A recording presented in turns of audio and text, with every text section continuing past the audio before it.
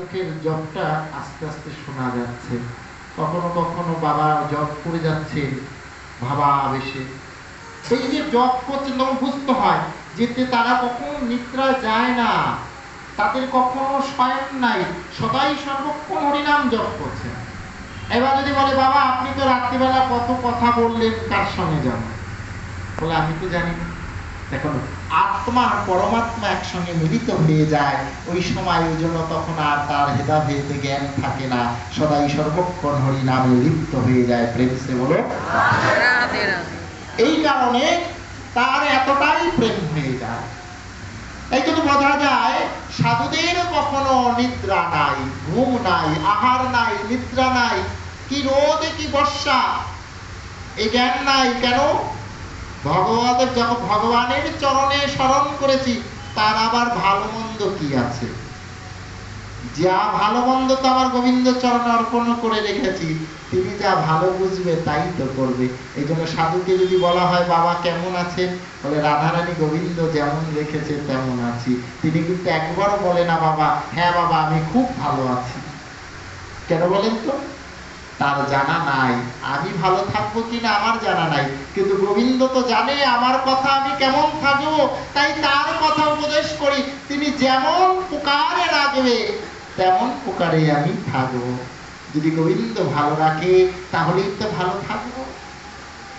এ জানার উপায় আমার নাই। তাই সাধুর কখনো নিদ্রা নাই, তিনি তার হৃদয়ে কখনো নয়নের তন্দ্রা আসলো, তন্দ্রা আসাতেই তার মধ্যে একটু তন্দ্রা এসেছে, তন্দ্রার মধ্যে গোবিন্দ আমার সাক্ষাৎ দর্শন দিয়েছে।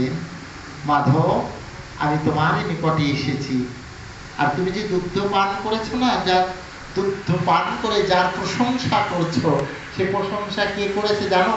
আর কেউ নয়, আমি তোমার নিকটে এসে আমি তোমার সেবা দিয়ে গেছি। পেরিসে বলো হে মাধব আমি তোমায় সেবা দিয়েছি, কিন্তু সেবা করেছ, এবার আমার একটা কাজ যদি তুমি করে দাও। দেখো আমি বহুদিন ধরে গোবর্ধনের মাঝে, সেই গোবর্ধনের নিকটে আমি গুপ্ত হয়ে প্রহরে রয়েছি, আমায় কেউ আমি না পাই সেবা, না পাই কিছু। তুমি ওই গোবর্ধনের নিকট থেকে তুমি যদি আমায় উদ্ধার করতে পারো, আমি তোমাকে খুব মানে তোমার কাছে কৃতজ্ঞ হয়ে থাকবো। আমি তোমাকে আদেশ করছি তুমি কৃপা করো, তুমি যে সেখান থেকে আমাকে উদ্ধার করো। ভগবান গোবিন্দ যখন সেখানে দর্শন দিলেন, রাখাল নয় একদম সাক্ষাৎ বিরাজমান দর্শন করা। ভগবান দর্শন দিয়ে যখন তার তন্দ্রা ভগবান বলে চলে গেলেন, সঙ্গে সঙ্গে তার নয়ন খুলেছে।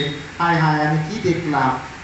আর এই পাত্রটাকে নিয়ে যখন আয় হায় আমার নিকটে গোবিন্দ সাক্ষাৎ আসলো, কিন্তু আমি গোবিন্দকে না দেখেও তাকে ধরতে পারলাম না। কত বড় দুঃখ আমার! ভগবানকে আমি নিকটে পেলাম, তাকে বুঝতে পারলাম না, চিনতে পারলাম না। তাই ছিলি যেখানে যেখানে দাঁড়িয়েছিলেন, সেখানে তার গায়ের উত্তরীটা খুলে খালি গায়ে তিনি তার সেই চরম ধুলির মধ্যে লুটিয়ে কান্দন করছেন, হে গোবিন্দ কি তোমার কৃপা কি আমার হয় না? এটাই বলছেন। আর ওই পাত্রটাকে রেখে দিয়েছেন, সেই পাত্রটা একটু একটু করে ঘুরে ঘুরে খেয়ে নিত, ভেঙে ভেঙে টুকরো করে করে ফেলেননি কোথাও। এটাই হয়েছে তার কৃপা। কিন্তু তিনি সমস্ত ব্রজবাসীদেরকে নিয়ে, কিছু ব্রজবাসীদেরকে নিয়ে গোবর্ধনের নিকটে এসেছেন। আমি গোবর্ধনের নিকটে যাব, আমার অপরাধ হবে না? গোবিন্দ বললে তুমি আসো, তোমার কোনো অপরাধ নাই। আর এই তোমার অপরাধ তো, যিনি আমার সাক্ষাৎ দর্শন পেয়ে যায় তার সমস্ত পাপই তো বিনাশ হয়ে যায়, কিসের আবার অপরাধ? তাই গোবর্ধনের নিকটে যে, সেই নিকটে গোবর্ধনের মাঝে গোপাল রয়েছে, সেই গোপাল বিগ্রহকে প্রকট করলে। আহা কতদিন ধরে রয়েছে। গোবিন্দ বলছে মাধব কতদিন ধরে আমি পড়ে আছি, রোদের তাপে আমার দেহ শরীর জ্বালাপোড়া করছে, তাই তুমি আমাকে অভিশপ্ত করো। ভগবান অভিষেক করলে কোন জিনিসের প্রতি ভগবান প্রসন্ন হয়? ভগবানের অভিষেক করলে কোন জিনিসের প্রতি অভিষেক করলে প্রসন্ন হয়? ভগবান প্রসন্ন হয় একমাত্র দুধ দ্বারা এবং গঙ্গা জল দ্বারাই ভগবান অভিষেকে প্রসন্ন হয়ে যায়।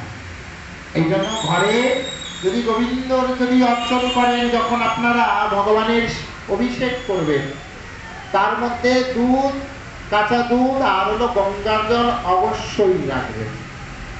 তার মধ্যে তুলসী পাতা না দিলে হবে না, তুলসী পাতা কিন্তু দিতে হবে। এখন যদি গঙ্গা জল না থাকে, তাহলে গঙ্গা জল মন্ত্র দ্বারায় বানিয়ে নেবেন। গঙ্গে